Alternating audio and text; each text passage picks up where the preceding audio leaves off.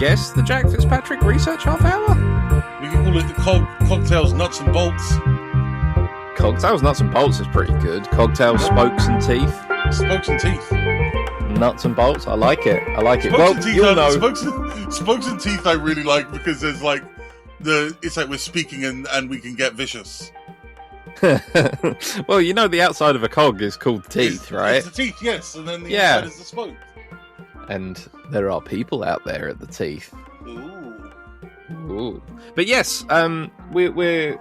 I mean, I'm minorly overwhelmed at some of the responses I've seen from Tales of the Cog, a show that I've been writing for 3 years and still get the names wrong. You've been designing it since like 2020, right? Yes. Well, is that an interesting place for us to start with? Why Cog? Yeah, let's start with we're delving into the Cog. Let's start from the year dot. Okay.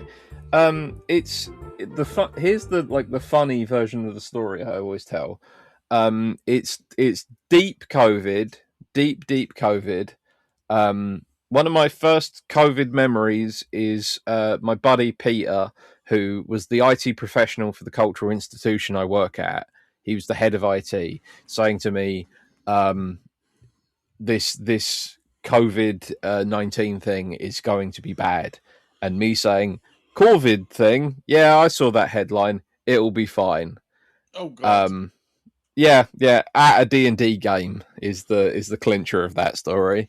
Yikes. So it's deep COVID. We've been, we're entirely isolated. It's so early on that we're wearing masks outside and stuff. It's in that that period of just complete and utter fear. And Dungeons and Dragons Wizards of the Coast releases the Explorer's Guide to Wildemount. So I could get a pretty accurate date actually when that was released, but Explorer's Guide to Wildemount is released, and that is Matt Mercer's first published D&D D&D book, because they'd made one with a different press. Okay, oh God, so this is it. 17th of March 2020. Oh God, yes. Yeah. So I must get it on like the 19th or the 20th. But yeah, this is Matt Mercer's like officially canonized D&D book, and it's about the campaign that was currently happening at the time, the campaign 2 of Critical Role, The Mighty Nine. And I get the book, and I'm really excited. You know, every little parcel you got during COVID was like, this will change my day. Yeah. I've been furloughed from work. I've got nothing going on really. And then I read his introduction page, and Matt Mercer's a fantastic orator, and he writes this whole thing about like he's so proud of himself, and he's so happy, and he's got to meet so many amazing people, and this isn't his work. He's collaborated with so many people, and he's like, he can't wait to invite you into the world and learn what he's built and what plots will come out of it, and he wants to hear from you if he meets you at a convention, like what characters you're playing. He's just like so enthusiastic and happy about it. And I read that introduction page, and I'm like, yay, I'm so excited to read your book, Matt, and I close the cover of the book and go and build my own D&D world. That is the most Fitzpatrick thing I have ever heard. You think? That's cool. Click. Let me do that. I'm like, I'm going to have time to read this book, but you've just awoken something within me. Yeah. And I just, You've always had a sideways way with like DMing, which I've always really enjoyed. I remember you telling me about, I had a memory the other day, which was you telling me about the first session that you ran for your infamous group of museum workers. And it was in Faerun, and they were in the Brass City. Yeah. And there was a dragon who kind of ran it, but the dragon just loved stories. Yeah, this is all true. So there was this little old lady going like, oh, well, I went to the shops and I bought myself a couple of eggs and a loaf of bread, and he's like, fascinating. Tell me more. Mabel, you are the most wondrous creature. Was it difficult to get bananas in the war? Exactly. It was exactly that vibe. Yeah. That was funny as well, because I have Ollie knows this. I have a deep affection for the Forgotten Realms. Yes. I'm kind of a nightmare to DM for in the Forgotten Realms, because if I roll a history check and I get above a 17, I will argue with the DM that I know as much as I know. Oh. Yep. Yeah. And I just love pouring over. I think the Forgotten Realms is so cool, and I love so many of the elements of it. And I fall asleep reading entire wikis, kind of thing. So you read, like, you've read every Strahd book, I think. I've read almost every Ravenloft book instead of the really rare ones that I can't get hold of. They're really good. I mean, Ice Strahd by E.P. Elrod, Vampires of the Mist by Jonathan Golden, I think. Tales of Ravenloft, the anthology series, which ends with a new Strahd story. I've read the Circus one. I've read and Rickman's Guide to Ravenloft as well. Well, that's the source book, yeah. And I love that source book. I've got a lot of that committed to memory. But the thing is, that's a really good example you gave, not just because of like my silly way to approach like whimsy and storytelling, but that's exactly the same thing as the Matt Mercer story I just said. I really like the idea of the Anarok Desert above the Sword Coast, but there wasn't a city that made me feel what I wanted it to be like, and could hold the plot hooks that I wanted. So I made Khazad-dûm the city of lanterns, the city of brass, which I didn't know at the time is already the name of something in the Fire Plains.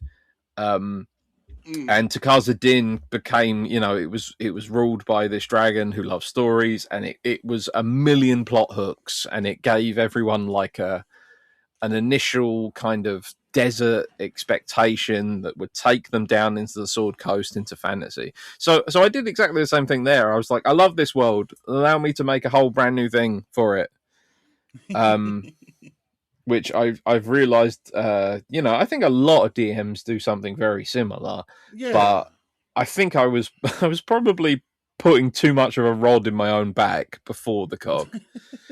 And so something that's been pointed out to me a lot because now the COG is 6 years old, 5, 6. Well, it's coming up to its 6th anniversary.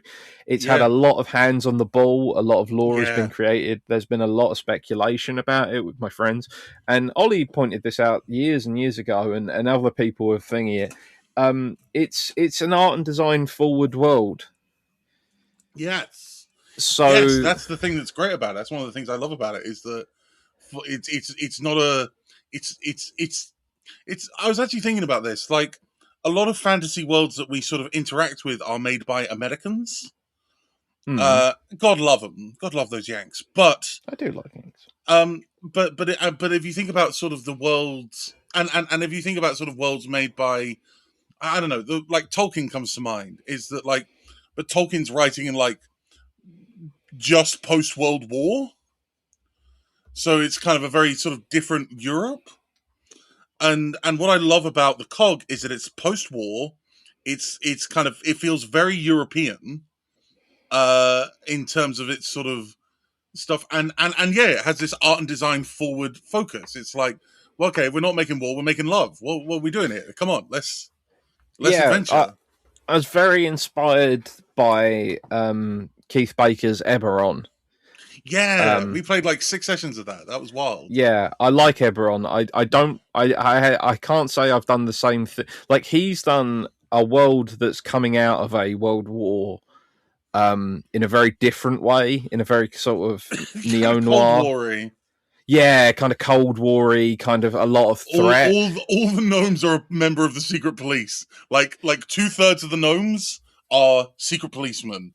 And that keeps the other third of the gnomes in check. I mean, this is the other thing. I don't. I think maybe I would be better as a creative if I had less affection. But I love the Forgotten Realms. I love Eberron. I love Exandria. Mm. I love Ravenloft, and I love, obviously at this point I love Discworld.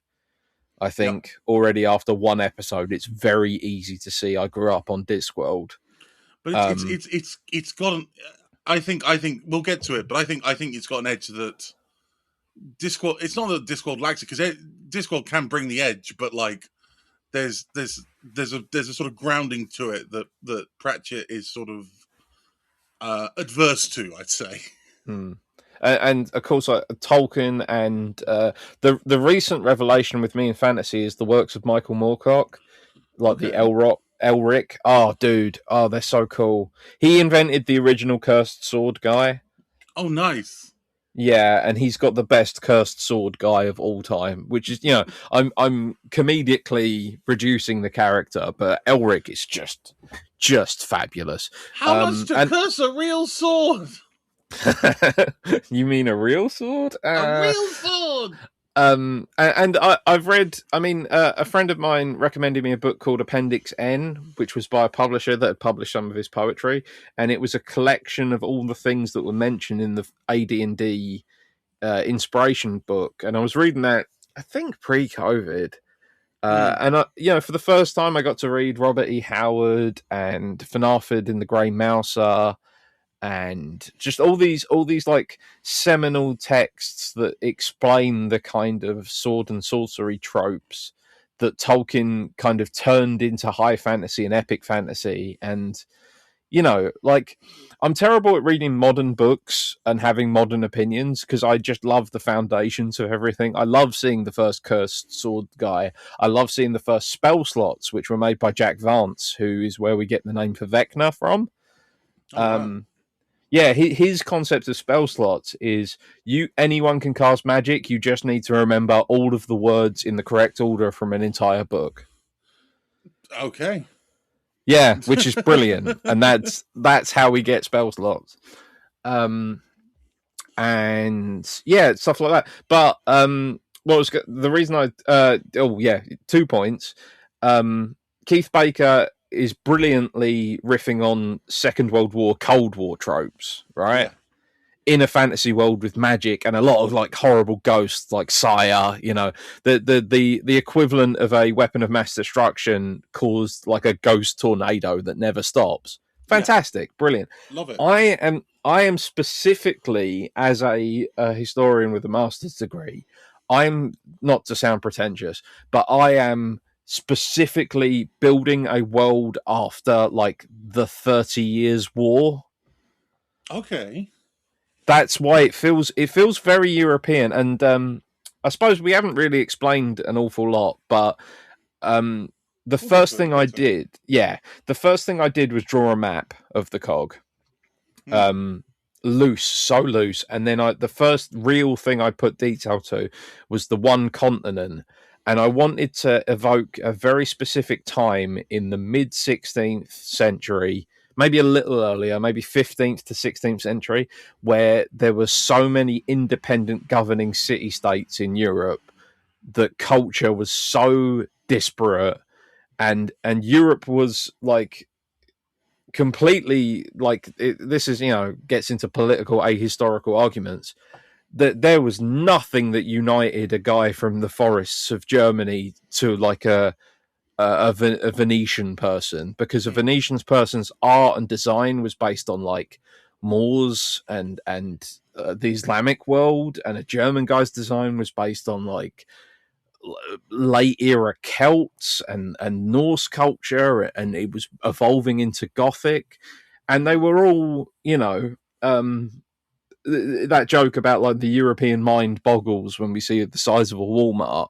Literally, the American mind boggles to look at Europe at this period because it's so much governance. I have 33 nations on top of each other, and a couple of my friends joke that in 100 years it will boil down to like 4 nations, and that could be true of the cog, but I love that like duchies and principalities with the and I think magic is a fantastic way to justify how they would defend their autonomy. Yeah. So yeah, that's why the art and design is so rich. Yeah, okay, that's your lot. That's your lot. You want more about the cog? Go to Cogtails. If you want more about this particular episode, go to our Patreon, which is www.patreon.com/Cane Fields, because we're Scotty Symphony and we're using what we got. Alright, we love you a lot. Go have a good day. Goodbye.